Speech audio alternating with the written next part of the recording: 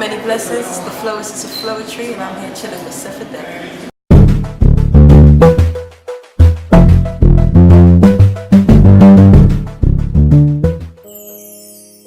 Hi, how are you? You know what, I'm blessed. Thank you. How are you? I'm doing well. Excellent. I wanted to start off by offering a greeting to you and offering thanks to you, because when I came to your show on Friday, you asked us, the audience, are we blessed? Are we well? Are we alive? And every time I see you, I feel like you just drop a gem, and it's some food for the soul that we can take with us after we leave you. So thank you for that. Yes, indeed. Thank you. Friday was an emotional show for everyone because we had just learned that Prince had passed away. And you and Marsha gave a lovely tribute to him during your show. For the folks that weren't able to attend, any words, thoughts about the time that you were able to spend with Prince and how he impacted you as an artist? You know, it's been very interesting these past couple of days processing the transition of Prince. For me, I've always connected to him more as an energy anyway. So in that sense, and off of having had the lovely experience of being invited to his home as Floetry to perform, and then also some of the conversations that we had, it's in a particular area of time and really interesting crossover time where I was able to have quite a resounding personal conversation that was very aligning for me. So how has it been?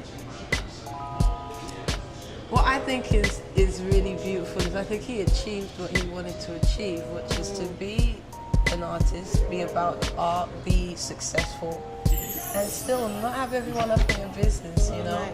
Because you can see the way that it's almost like, you know, a run for it. Like Prince has passed and everyone, they're running off the stuff. And I'm looking and I'm like, you just think that, no, really. There's nothing that you can, other than talking about his achievements, you know, the groundbreaking things that he did, obviously, recalling his music. That's it. Prince belongs to Prince and to his people, you know, and I think I salute that majorly. Also, I have a very respectful understanding of transition, you know, and I think sometimes we want to own it, we want to make it into a conspiracy, we want to run away with man-made theories and stuff, and we forget the reality that, yeah, with no reason you can pass. Yes. Do you know what I'm saying? Our time here is not infinite, it's finite. And that's not beyond anyone. Purpose. Celebrity, talented human being, you know, peaceful being, good, bad, whatever whatever.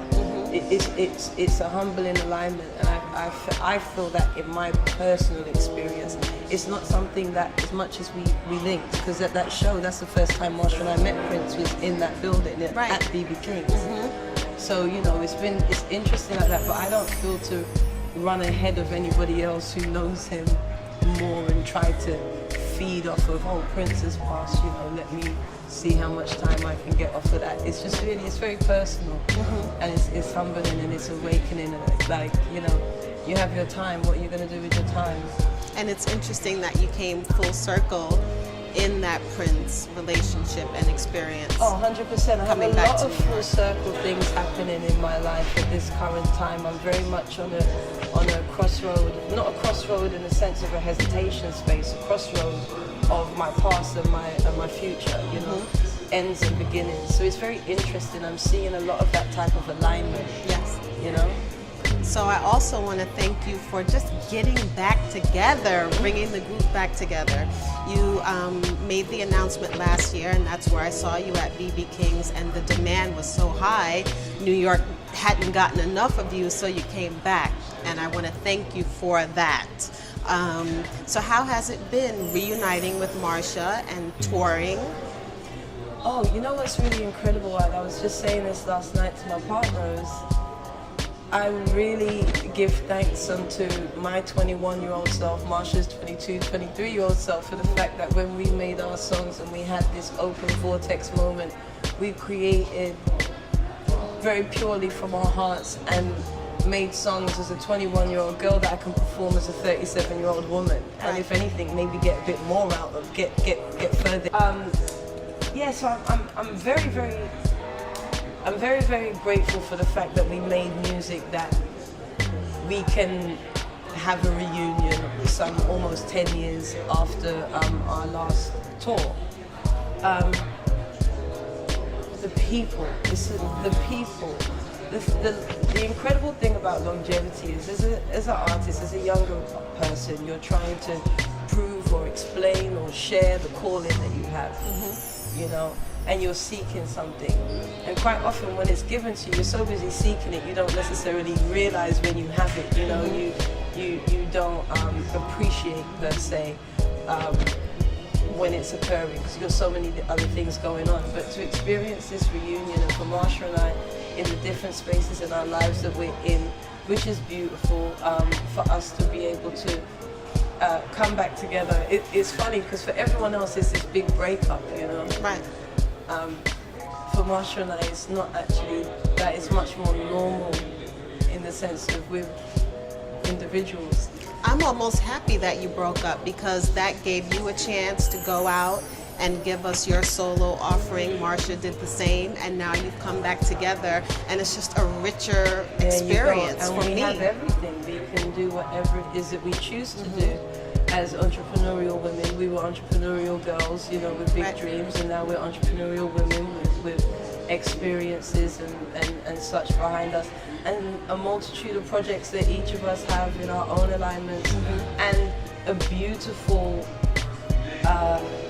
movement that we manifested together also, that is never to be, and I will always stand out, it's never to be used, you know, it's only to be done when it's being done right. And with Marsha and I, whenever we get back on stage and we get into our flow, it's a very natural thing, because we predate just people knowing us as Floetry. You know, we knew each other as kids, and there's a very natural alignment that occurs when we both submit to that on the stage. And you feel that in your performances. Speaking of projects, are there any plans for you and Marsha to record new material together? Yes, that's an interesting word, and there are plans for us to. What's beautiful is the fact that we can, at any point that it's right to do so. And it's almost like we have that freedom that we had as kids when we had something we knew was special, but it was ours. We actually manifested it as something that we could do outside of business heads and other people maybe saying what they want. So we're just basking in that. But a Floetry album can only be made when it's time for it to be made. It's not actually something that either me or Marsha can move on. When it's ready, it will happen. But outside of that, there are individual journeys. There's also, I have projects coming out with bringing some artists from the UK over and introducing you to our soul movement out there, because it's not just Floetry, you know, or Soul to Soul, or Loose Ends, or Omar, or Sade. There's a bag of us over there, you know. So that work, Flow and Friends and things like that. Marsha's got a ton of things that she's doing as well, you know. We're grown women, there's family, there's so many different things. I've got books to write, Marsha's got movies to score, there's a lot of things that as children we wanted to do. I'm not even saying just stuff that's come about now. I know I definitely am looking to, I'm a multi-medium artist, you know, so it was never ever going to just be one outlet. But what a beautiful outlet to start with, and what an incredible unification felt between, to have that between artist and audience. I think is so special and so unique. It's such a celebration. I'm very proud of it. And you have just released the evolution of Flow. Anything you want to say about that? The evolution of Flow, you know what, quite often sometimes ideas come when you have people who observe you. You know, when you're doing or being something, you don't necessarily see it in that way. But my manager, Tony Douglas, he and I, we're business partners, we crunch ideas and visions and so on and so forth. He just thought it was a great way to show the story of my making music. So it's inclusive of all of my releases through Flowetry to through to the Floacist, but it's a mixtape.